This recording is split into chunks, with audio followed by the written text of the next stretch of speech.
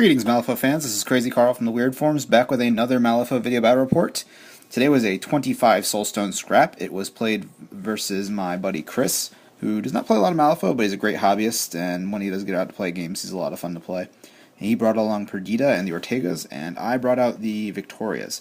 I apologize ahead of time because I completely lost my notes for what the schemes and strategies were for this game. I racked my brain and I just have no idea. I think we might have had like shared escape and survive or something like that. I don't know. I do remember we spent most of our time just trying to kill each other. There weren't really any objectives we were going at. So yeah, I apologize for that ahead of time. And I think I vaguely remember my schemes. I think I had Thwart and First Blood. So here you can see my Vix, which brought along a 3 Soulstone cache, because we were just going for a really small, quick game. I had a Librarian, I had Sue, I had a Ronin, a Student of Conflict, and then the 2 Viktorias, which I had just recently finished painting up. Chris brought along Perdita, a pair of Pistoleros, which he had just finished painting up recently. Nino, Francisco, and Santiago, I believe. I don't think he had a Abuela. I don't think there's the points there if I do the math, but take that as what you will. I think he had a 3 or 4 Soulstone cache. So not a lot of Soulstones on either side, but lots and lots of killing power. Here you can see Nino up on that tower, and Chris pushed the other Fulcrum a little bit closer to it, and I didn't really understand why until he took his activation and did the jump action, which doesn't really happen all that often. For those of you who don't know what it is, all your models have the access to the ability jump. It's a 2 action, and it lets you move up to half your move, and I think in a straight line, so you can jump over gaps and stuff like that. It's not something you do often, and it's not something that comes up very often, but when it does, it's okay, I guess. I was playing a game recently, I think against Chris, and I had my Comet Gunslinger jump over a gap on a mountain because there wasn't, or on a hill because there wasn't any space for him to walk over. But anyway, here you can see earlier game, I just kind of moved my crew up to get him into position, and Chris was doing the same. He was getting his guys into good shooting positions and trying to take some cover in case I decided to shoot at him. Although the cover wasn't going to do him a whole lot of good against most of the... Well, I guess it would do good against Sue, or against not Sue, so everybody except Sue, because Sue has paired weapons. Sue, really, really good, by the way, as I learned this game. But anyhow, you see in the background there, the Sword Vic just kind of hanging out there.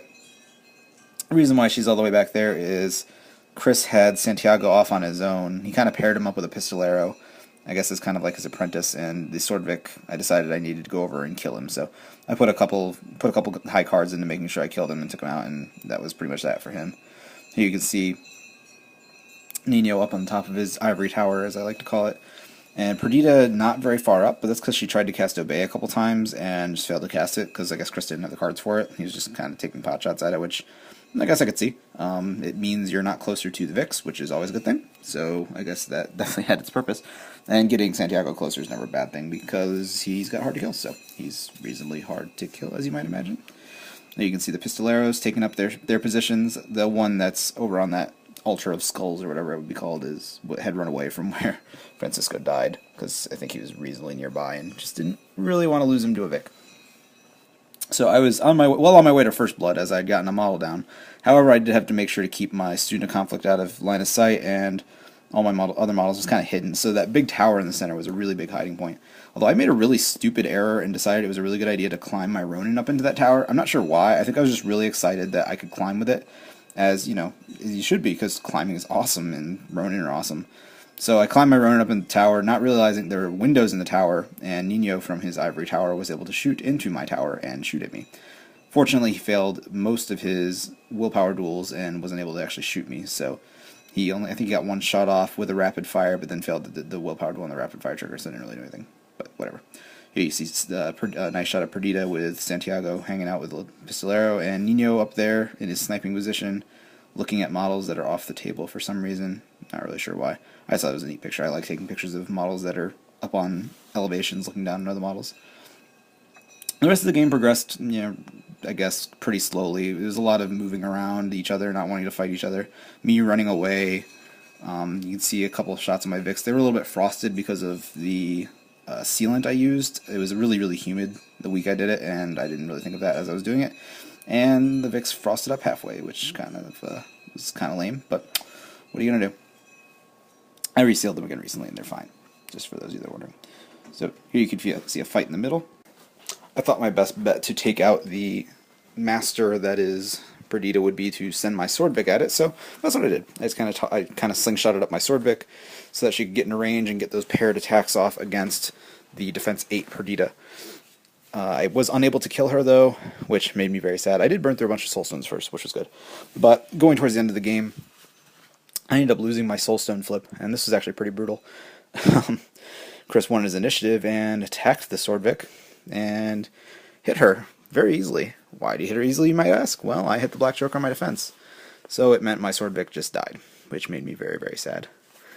Well, it didn't die right away. I was able to use a prevention flip thanks to him severing for only 7 damage, so I was able to keep myself alive at 1, but it wasn't enough to keep me alive for the second action.